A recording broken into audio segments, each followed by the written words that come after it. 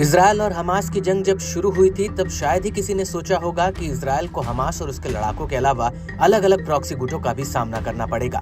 Israel के लिए अगर कोई सबसे बड़ी परेशानी की वजह था तो वो था लेबनान का हिजबुल्ला, जो कि आए दिन उत्तरी इजरायल को अपने एडवांस हथियारों के दम से दहलाते रहता था। समय के साथ साथ जैसे जंग तेज हुई, इजरायल ने कई बार हिजबुल्ला की कमर तोड़ी, कभी उसके टॉप लीडर्स को मारकर तो कभी उनके हथियार भंडार को तबाह कर। बावजूद इसके हिजबुल्ला के हौसले पस्त नहीं हुए।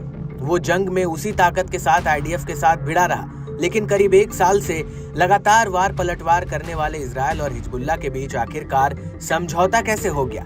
ऐसी क्या वजह रही कि सब कुछ खत्म करने की कसम खाने वाले नेतन्याहू को हिजबुल्ला के साथ जंग के बीच में ही सीज फायर के लिए मानना पड़ गया?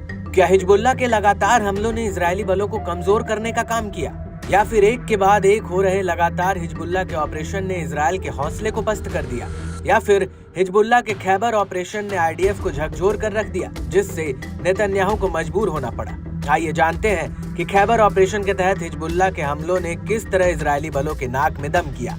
ये दावा कई रिपोर्ट्स में किया जा रहा है कि हिजबुल्ला के लड़ाके युद्ध के मैदान में अपनी ताकत और युद्ध की कुशल रणनीति का प्रदर्शन दिखाने में कामयाब रहे हैं। जी हाँ, क्योंकि बीते कुछ महीनों में जिस तरह से हिजबुल्ला ने इजरायल पर हमले किए, उससे ये बात साफ हो गई थी कि आईडीएफ अब दो फ्रंट पर जंग लड़ने में कहीं न कहीं पिछड़ रही है, क्योंकि खुद उसके सैनिक अब युद्ध नहीं करना चाहते थे। दरअसल हिजबुल्ला के हमलों में अचानक से इजाफा तब हुआ जब उसके अलग अलग टॉप कमांडरों को इजरायल ने निशाना बनाया, खास करके हसन नसरल्लाह को, जिससे बौखलाए हिजबुल्ला ने फिर अपनी पूरी ताकत के साथ इजरायल के साथ जंग में सीधे कूद गया, जिसमें इजरायल पर 200 से अधिक रॉकेट और ड्रोन अटैक भी हुए। उत्तरी इजरायल के अलग अलग इलाकों में हिजबुल्ला ने तबाही भी मचाई। बता दें, युद्ध विराम समझौते की घोषणा जब हुई थी, उसके तुरंत बाद ही हिजबुल्ला के ऑपरेशन रूम ने खुलासा किया कि 18 नवंबर 2024 को तेल अवीव में इजरायली वायुसेना कमांडर मेजर जनरल टॉमर बार के निजी आवास को एडवांस ड्रोन से निशाना बनाया गया था।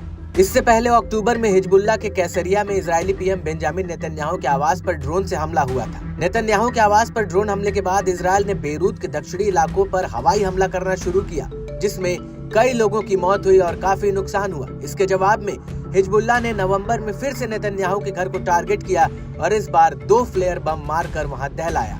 इस हमले से ये साफ था कि हिजबुल्ला अब हर अटैक का जवाब उसी तेजी से देगा जिस तरह इजरायल उस पर हमले कर रहा है। अक्टूबर 2023 से लेबनानी प्रतिरोध पीड़ित फिलिस्तीनियों के साथ एकजुट होकर खड़ा है और सैन्य ठिकानों को निशाना बनाकर इजरायली शासन के खिलाफ युद्ध रणनीति का उपयोग कर रहा है।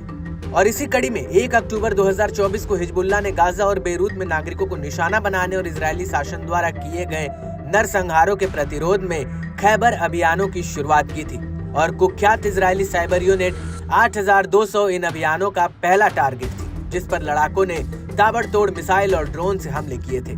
इसके बाद हिजबुल्ला के लड़ाकों ने कब्जे वाले हाइफा के पूर्व में नाशेर बेस को फादी 2 रॉकेटों की बौछार से निशाना बनाया, जिसमें भारी संख्या में इजरायली बलों के ऊपर हमला हुआ था।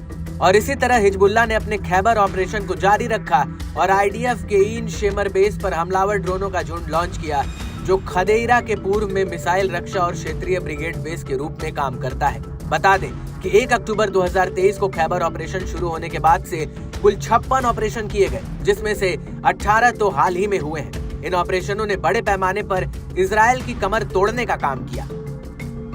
हिजबुल्ला के साथ जंग में इजरायल को बड़ा नुकसान तो पहुंचा है, जिसमें आर्थिक और सैनिकों की जान जाना दोनों शामिल है। इजरायल और हिजबुल्ला के बीच संघर्ष विराम को किसी एक पक्ष की स्पष्ट जीत कहना मुश्किल है, क्योंकि ये आमतौर पर अस्थायी उपाय है जो अंतर्राष्ट्रीय दबाव और क्षेत्रीय स्थिरता बनाए रखने के प्रयासों के तहत लागू किया गया है। लेकिन इस बात से भी इनकार नहीं किया जा सकता है कि हिजबुल्ला के घातक सैन्य ऑपरेशन ने कहीं न कहीं इजरायल को सीज फायर के लिए प्रेरित किया।